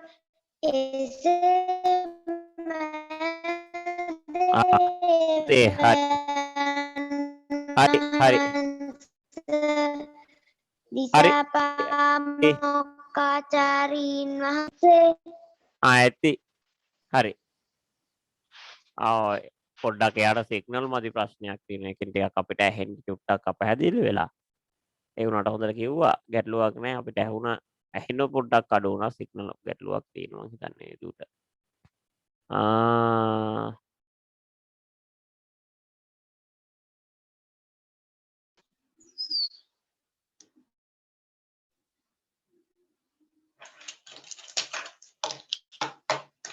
හිමාය දැන් කිව්වේ හිමායනේ.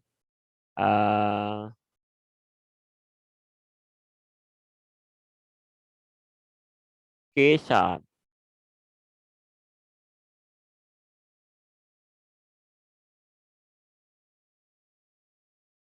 කේෂාන්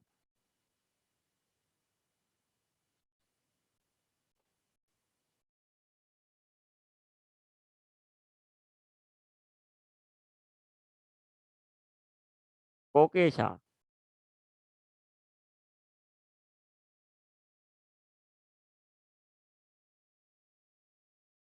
මයික් එක ඔන් කරලා කියන්න ඕන.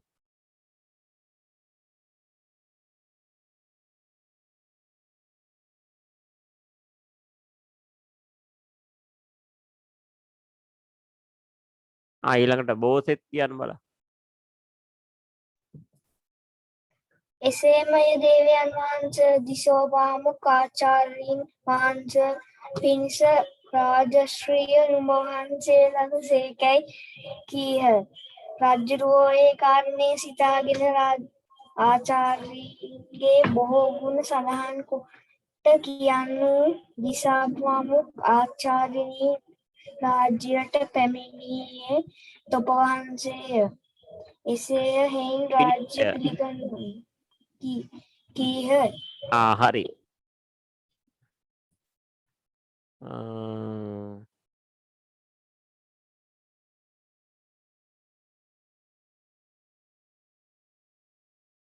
මොකිත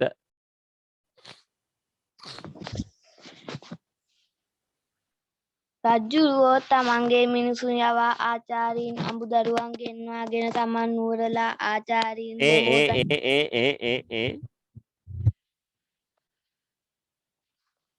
එපවත් අසා දිසාපාමුක්කාචාර්ය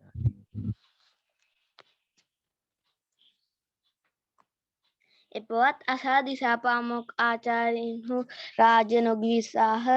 රජ්ජුරුවෝ තමන්ගේ මිනිසුන් යවා ආචාරීන්ගේ අඹුදරුවන් ගෙන්වාගෙන තමන්ගේ නුවරලා ආචාරීන්ට බොහෝ තරම් පදම් සලස්වා තමන්ට පුරෝහිත තැබුවේ දැයි වදාළා. මේ තිලමුටි ජාතකයෙන් නිමවා වදාළ සේක.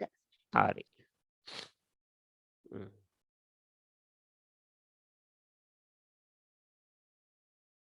ඊළඟට හරි අයි මුලින්දන් කියවන කාටත් අද අවස්ථාව දෙන්න බෑ. හැමදාම දෙන්නේ නෑනේ. විහංගා විහංගද විහංගාද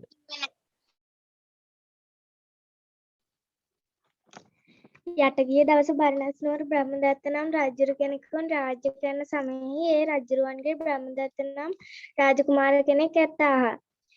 ඒ බ්‍රහ්මදත්ත රජුරුවෝ තමන්ගේ පුතුණුවන්ට මත්ස්‍යයන් 1000ක් හා පිලි සඟලක් හා පත්කුඩයක් හා වහන් සඟලක් හා බත් මුලක් ආදී වූ දේ දී දිසාපාමොක් ආචාර්යින් කරා ගොස් ශිල්ප ශාස්ත්‍ර ඉගෙනගෙන එවයි යැවූහ. කියන කුමාරයා තක්සලා නුවරට ගොස් දිසාපාමොක් ආචාර්ය දකින්නට ගිය වෙලාවට දිසාපාමොක් ආචාර්ය වූ ශිෂ්‍යයන් ශිල්ප ශාස්ත්‍ර උගන්වා මිදුලෙහි සක්මන් කොට සිටියාහ. ඒ වෙලාවට රාජකුමාරයන් ළඟ එන්නා දැක ඇයි තොප කුමට අවුදැයි විචාරා ශිල්ප උගන්නට ආමි කී කල්හි ආචාර්යන්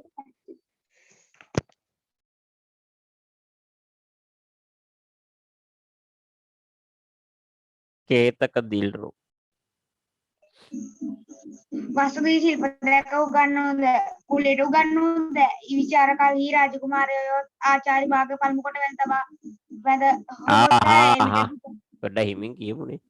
දිසාපාමොක් ආචාර්ය වූ රාජකුමාරුන් නම් කල්වා යවා ශිල්ප උගන්නට බැරිය වහා ශිල්ප උගත මැනවයි කියා සමානගත් සලස්වා ශිල්ප උගන්නට පටන් ගනූහ. එක් දවසක් රාජකුමාරයන් පිටි පස්සේලාගෙන නායකට යමින් සිටි අය ඒ වෙලාවේ එක්තරා මෑරි ස්ත්‍රියක් එල කරපු තල අව්වේ වනා වියල මිස්කියදී දිසාපාමොක් ආචාර්යින් පසේ යමින් සිටි රාජකුමාරයන් ඇති මයික එක ඔෆ් කරන්න. පස්සේ මේ අංක වෙනුවට කවුද මේ ඔක්කොම ඩොට් පෙරක් දාගෙන වගීස් නේ වගීස් කියනවා ඒ කියන එළ තල දැක කන්න අභිප්‍රාණ ඇතිව ගානක් අතට කාපුහ. ඒ කියන මැලි ස්ත්‍රියේ දැක කුඩා කොල්ලා හෙන් බඩ සයින් කාපුව මැනවෑ යැයි සිතා බැන නොගැනී සිටියහ. දෙවන දවසුනුත් එපරි දෙම්ම රාජකුමාරයොත් පල තල ගානක් අරගෙන ගියහ. තුන්වන දවසනුත් එපරින්ම හැරගත්තාහ. එවිට ස්ත්‍රී සිතන්නී මේ මේ නියායෙන් අයෙන් දවස් පතා කත්නම් මාගේ තල නිමා යෙයි කියා සිතන්නී. දිසාපාමොක් ආචාර්ය වහන්සේ ඇති තමන් වහන්සේගේ අතවැස්සන් ලවා මගේ තල ගන්නා සේකෑ යැයි මොරගෑව. එවිට ඇති දිසාපාමොක්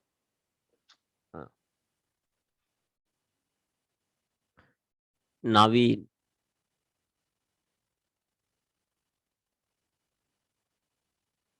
නවීන්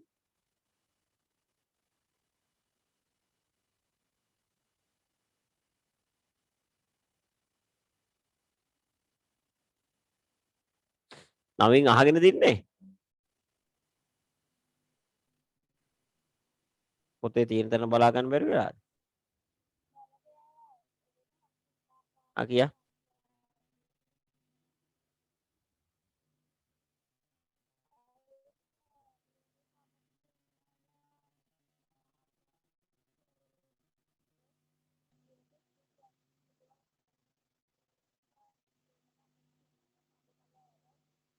තුන්වෙනි ඡේදෙ මුලින් ඉඳන් කියන්නේ එහෙනම්.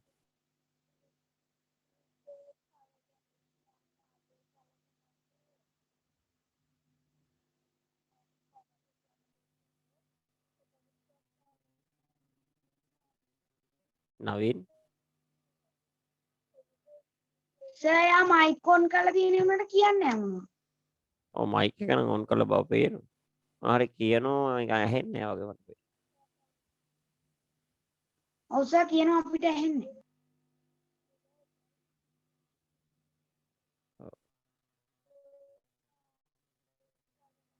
හරි කියන තමයි ඇහෙන්නේ. හරි පුතේ හරි ඊළඟට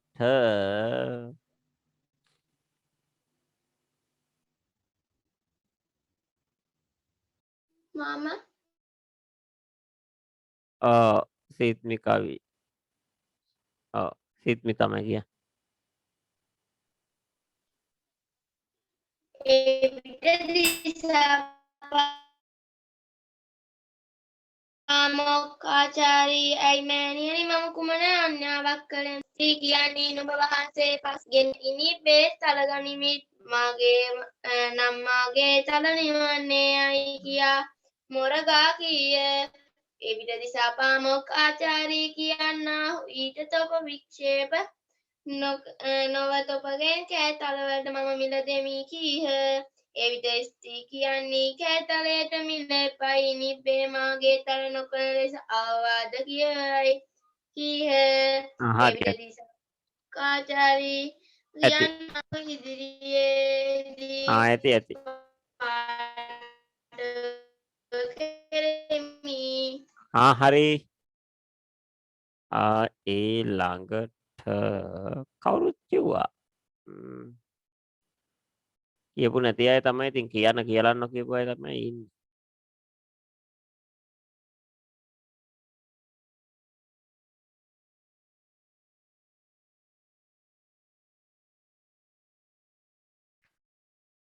හරි අපි පාඩම තේරුම් කරන්න.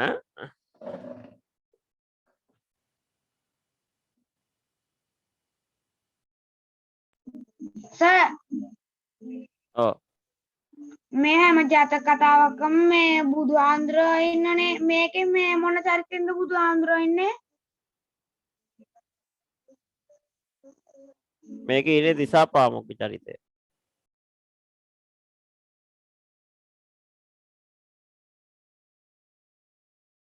හරි යට ගිය දවස ඈත් අතීතයේ කියන එකයි යට ගිය දවස කියන්නේ අතීතයේ එක්තරා දවසක ඉතා ඈත අතීතයේ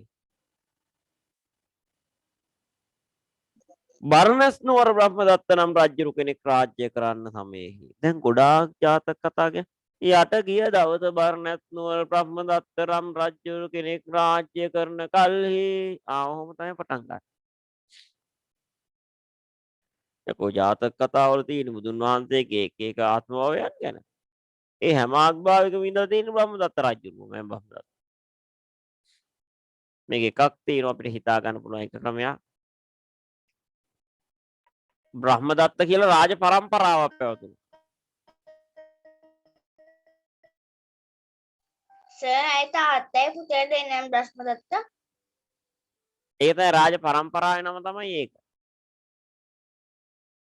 පරම්පරාව දැන් සර් පළවෙනි රාජසිංහ දෙවන රාජසිංහ ඒ වගේ කට්ටියද? ආන්නේ වගේ තමයි හිතා ගන්න වෙන්නේ. අනික මේක මේ ඉන්දියාවේනේ. බ්‍රාහ්මණයෝ හිටිය බ්‍රහ්මදත්තලා. රජ්ජුරු කරන්නේ ඉතින් අපිට හිතා ගන්න වෙන්නේ එහෙම. ඊට පස්සේ දිසාපාමොක්කුත් ගුරු පරපුරක් තිබුණේ. දිසාපාමොක්ල පරපුරක් හිටියේ. දිසාපාමොක්ල පරපුරක් කියන්නේ ඒ ගම්මානේ ගොඩක් වෙලාට ගුරුවරු විතරයි හිටියේ. යාළ දිසාපාමොක්ලා එයාලා කරේ අධ්‍යාපනය ලබා දෙන එක විතරමයි. දිසාපාමොක් කියන්නේ ගුරු පරපුරක්. නැත්නම් හැම කෙනාම යන්නේ දිසාපාමොක් ගාවට ඉගෙන ගන්න.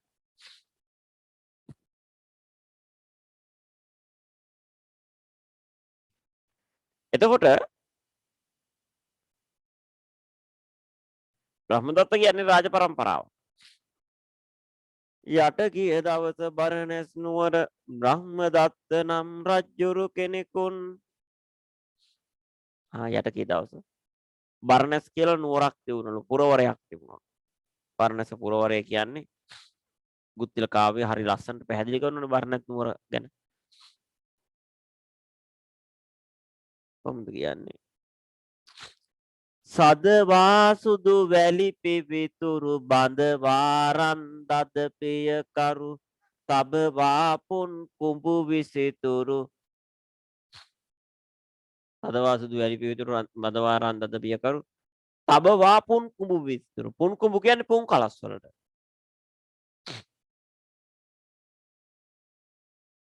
පුන් කලස් විසිතුරු ලෙස හදලා තිබුණා. ගෙවල් ඉදිරි පිටේ. සිටුවා දොර දොර රඹතුරු. ගෙවල් ළඟ රඹ කියන්නේ මොනවටද? කියන බලන්න දන්න කෙනෙක්. රඹ කියන්නේ මොනවද? කෙසෙල්. ආවෝ මොඳයි.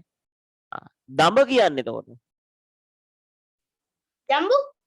ජම්බු වලට. අඹ දඹ නාරන් කෙසෙල් දෙල් පනා කකා මේ වනා සැපා ලබමින්. එහෙම සින්දුවක් අහලා තියෙනවද? සංගීත නැටුම් වල ඔත්තු ගන්නවද? අන්න අහලා තියෙනවද? අඹ දඹ නාරන් කෙසෙල් දෙල් පනා කකා මේ වනා සැපා ලබමින්. ඇයි මේ අඹ දඹ නාරන් කන ගමන් පනා කන්නේ? ඔළුව පිරෙන පනා කනනේ. අඹ දඹ නාරන් කෙසෙල් දෙල් පනා කකා මේ කොස් වල. මනා කියන්නේ කොස්. කොස් වලට මම විහිළුවට ඇහුවේ. අර එක සින්දුවක්ක් තියෙනවනේ මෙහෙම.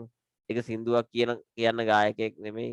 ගායකයෙක් නොවන කෙනෙක් ඇවිල්ලා දැන් මේ වේදිකාවට ඇවිල්ලා සින්දුව කියන්න පටන් ගත්තා. මොකද සින්දුව කියන්නේ? සොර දෙටුවෙක් කස තැලුම් කකා දංගෙඩියටගෙන යන ගමනේ වදක බෙරේ දැක සිතා. මොකද වැරද්ද? ගංගෙඩිය. එයා හරියට තේරුම දන්නේ නැහැ කිව්ව විදිහ වැරදි.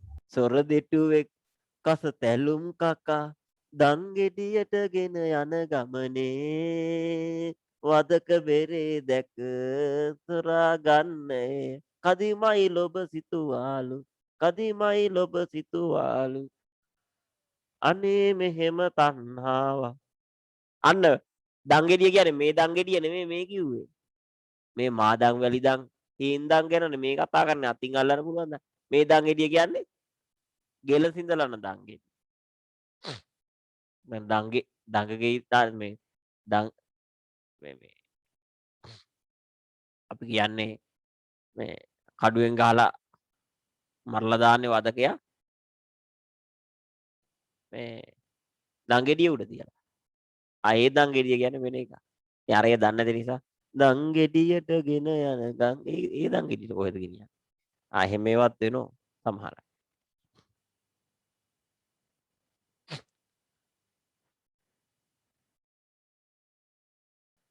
හරි. එහෙනම් යටගේ දවස වර්ණත්වර බ්‍රහ්මදත්තන රාජ්‍ය කෙනෙක් රාජ්‍ය කරන සමයේ ඒ රජුරුවන්ගේ බ්‍රහ්මදත්තන රාජකුමාර කෙනෙක් ඇත්තා. ඒතර මම බර්ණස් නුවර ගැන කිව්වේ. කොහොමද? බර්ණස් නුවර ගැන ඒ කාලේ වෙනකොට තිබුණු විදිය ගැන වේදාගම මෛත්‍රී හාමුදුරුවෝ ගුත්තිල ජාතකය කියපු හැටි. ගුත්තිල ජාතකයේ කවියෙන් ගුත්තිල ජාතකේ වර්ණනා කරගෙන ගුත්තිල කාව්‍යයේදී ලියනවා බර්ණස් පුරවරය ගැන මෙහෙම. මම කලින් කිව්ව විදියට.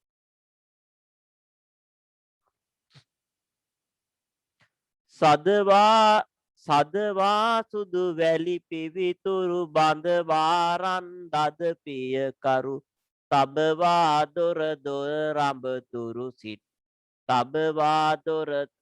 තබවාරන් කුඹු පිවිතුරු සිටුවා දොර රඹතුරු. දොර ගෙවල් ඉස්සරහා කෙසෙල් ගස් හිටවල ඒ කාලේ කෙසෙල් කියන එක සෞභාග්‍ය සංකේතයක් විදිහට සලකලා ගොඩක් වෙලාවට කෙසෙල් ගස් එහෙම හිටවල තිබුණා කියලා විශ්වාස කරනවා. දැනටත් සමහර ආගම් වල කෙසෙල් ගස් හිටවල අර කෙසෙල් කනත් එක්ක වැහෙන්න දාලා තියෙන්නේ ඒක තමයි අර කෙසෙල් කනත් එක්ක එහෙම තියෙන්නේ. මෙහෙම විශ්වාසයක් තිබුණ නිසා. කෙසේ හරි වේවා ඔන්න බර්ණස් පුරවරේ තිබිච්ච හැටි ගැන වර්ණනා කරන විදිය. මේ බර්ණස් නුවර බ්‍රහ්මදත්ත නම් රාජ්‍යරු කෙනෙක් රාජ්‍ය කෙනෙක් මේ බ්‍රහ්මදත්ත කියන රාජ්‍යරු කෙනෙක්. මං කිව්වා රාජ පරම්පරාව හැම ජාතක කතාවෙම එහෙම තියෙන නිසා රාජ්‍ය කරන කල් ඒ රජුරුවන්ගේ බ්‍රහ්මදත්ත නම් රාජකුමාර කෙනෙක්. එයාට හිටියා පුතෙක් බ්‍රහ්මදත්ත කියලා රාජකුමාරයෙක්. බ්‍රහ්මදත්ත කියලා රාජකුමාරයෙක් හිටියලු. මෙන්න මේ බ්‍රහ්මදත්ත රාජකුමාරයා ශිල්ප ඉගෙන ගන්න යනු තක්සලා නුවරට. ඒ බ්‍රහ්මදත්ත රජුරුව තමන්ගේ පුතුණුවට මස්සෙන් දහසක් අන්න තමන්ගේ පුතාට මස්සෙන් දහසක් පිලී සඟලක්පත් කුඩයක් වහන් සඟල. මස්සෙන් කියන්නේ ඒ කාලේ තිබිච්ච මුදල් වර්ගයක්. ඒ කාලේ මුදල් වර්ග තිබුණ මෙන්න මෙහෙම. කියන්න බලන්න ඔයාලා අහලා තියෙන ඉතිහාසයටත් උගන්වන්න ඕනේ. ඒ කාලේ තිබිච්ච පැරණි මසුරන් කහවණු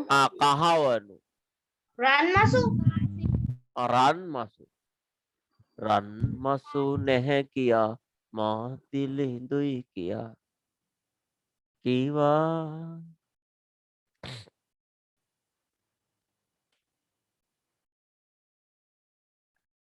මේ මසුරන් කියන එකට කියනවා මස්ස කියලා. ඊටත් වඩා අඩු මුදල් වර්ගයක් තිබුණා තව. ඒ ඉතිහාසයට උගන්වනවා. අඩමස්ස.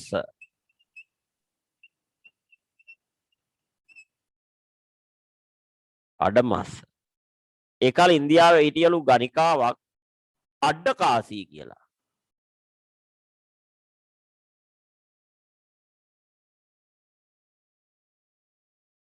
අඩකාසිය කියන්නේ එයාගාව ඒ තරමට සල්ලිත් වුණා.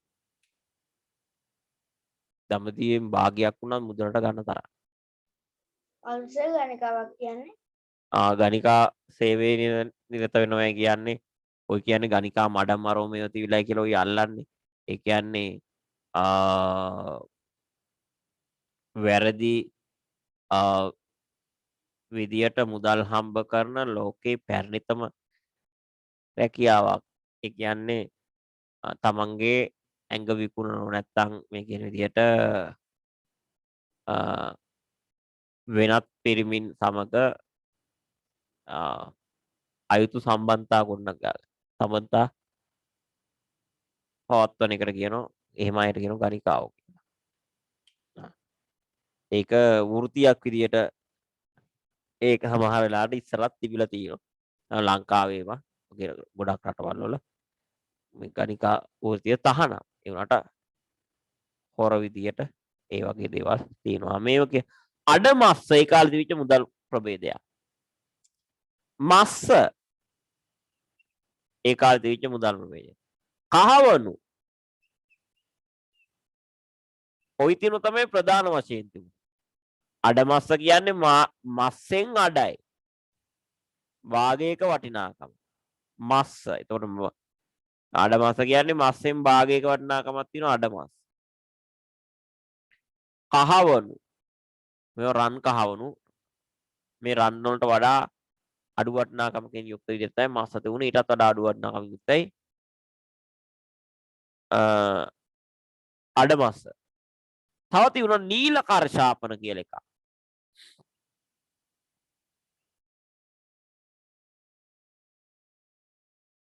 නීල කර්ෂාපන කියන්නේ කහවණු 20ක්. කහවණු 20ක් එක නීල කර්ෂාපනය. ඒ කියන්නේ ඒකද වැඩිම? ඔව් ඔව් ඒක තමයි වැඩිම. කහවණු කාසි 20ක වටිනාකම තියෙන එක නීල කර්ෂාපනය. එතකොට ඒක වැඩි පාවිච්චි උනේ නැති තරම් සිටුවරු ළඟ රජුරුව ළඟ වැඩිපුර තිබිච්ච. අඩමස්ස මස්ස කහවණු තමයි ගොඩක් අය ගාවේ. කහවණු ගොඩක් අය ගාව අඩුවෙන් තිබුණට අඩමස්ස කස්ස තමයි පාවිච්චි උනේ. සාමාන්‍ය ජනතාව. කර්ෂාපන කියන එක සර් කාසියක්ද නැත්නම් කහවණු 20ක් එකතු වුණාම එහෙම කියන්නේ? කාසියක් විදියට තිබුණ කියලාත් සඳහන් වෙනවා. සමහර කතාවල තියෙනවා නීල කර්ෂාපන වලින් දුන්න කියලාත් එහෙම තියෙනවා. නීල කර්ෂාපන කතාව තියෙනවා.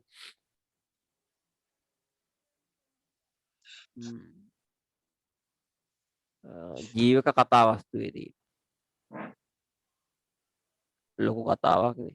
ජීවක කතන්දරේ ජීවක කතාව ජීවක කෝමාර පච්ච කතාවේ ඉතින් තියෙනවා නීල කර්ෂාපන ගැන සඳහන්.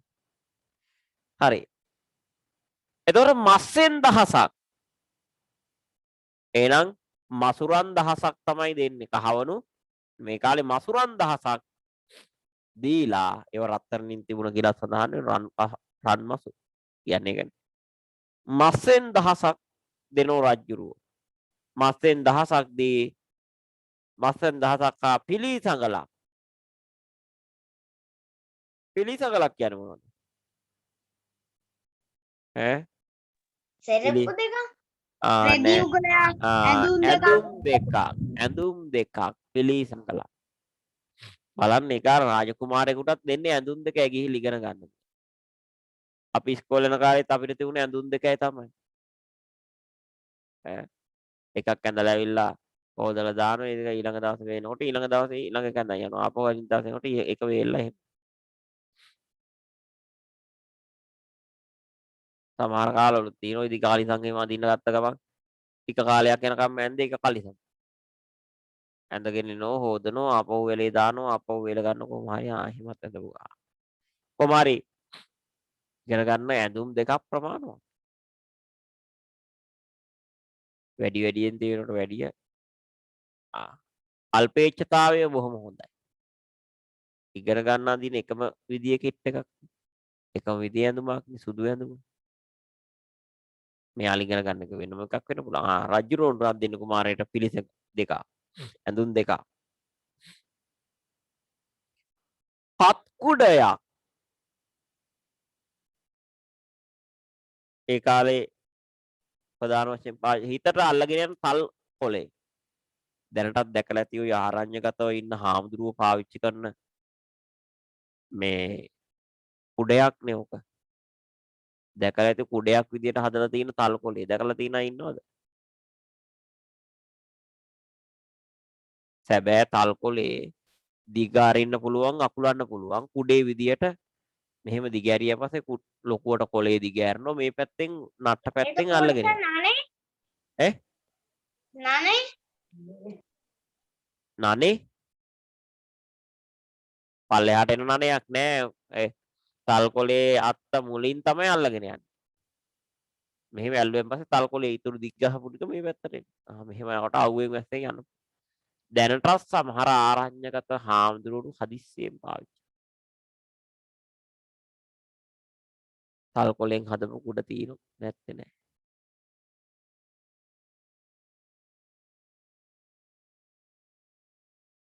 හරි.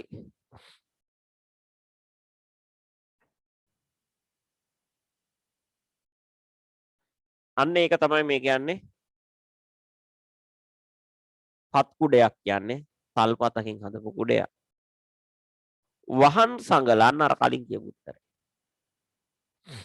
වහන් සංගලක් කියන්නේ වහන් යුගලක් නැත්තම් සෙරෙප්පු දෙකක්. දැන් මිරි වැටි සංගල කියලාත් කියනවා සෙරෙප්පු දෙකට. ඔව් මිරි වැඩි සංගලක් කියලා කියනවා. මිරි වැඩි සංගලක් ඉල්ලා හැඬුවෙමි. පායුක නැතිනෙත් දකින්න තෝරා.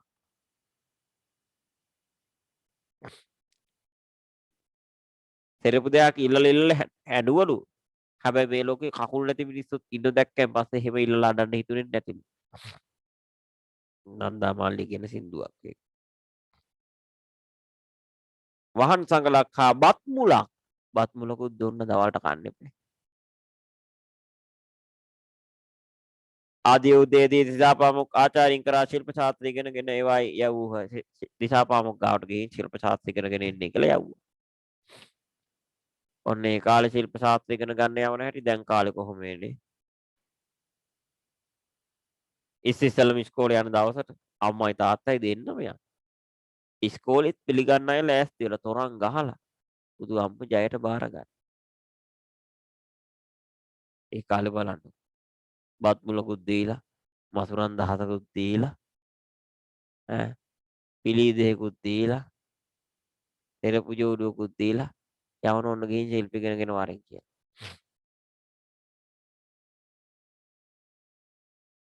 දරුවට වගකීම් දීලා තියෙනවා. ඒ කියන්නේ දැන් වගේ අවුරුදු 6න් 7න් ඉගෙන ගත්ත යන්න නැතුව ඇති. අවුරුදු 10ක් 12ක් වෙනකොට 10ක් වගේ වෙනකොට ඉගෙන ගන්න ගියා. කොහොම හරි ඒ කාලෙත් අවුරුදු 5න් ඉගෙන ගත්ත අවුරුදු 5න් ඉගෙන ගත්ත 5න් 6න් ගියා කියලා සඳහන් වෙන ජීවක කතා වස්තුවේ. ජීවක කුමාරයා යන්නේ අවුරුදු 5න් ඉගෙන ගන්න.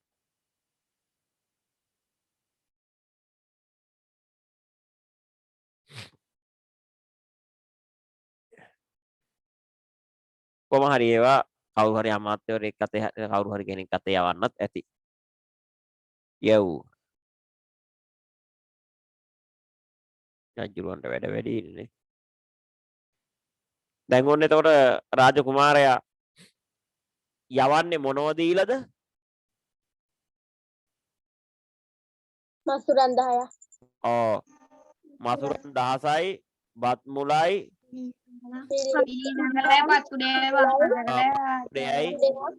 කුඩයයි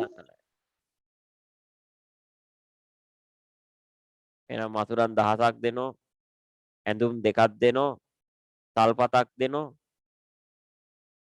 සෙරෙප්පු ජෝඩුවක් දෙනෝ, බත් මුලක් දීලා යවනු ශිල්ප ඉගෙනගෙන එන්නේ කියලා.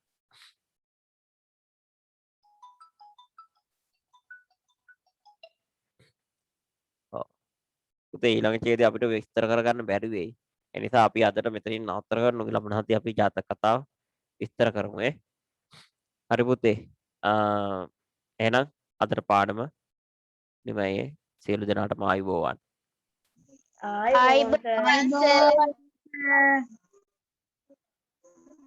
ආයුබෝවන්. ආයුබෝවන්.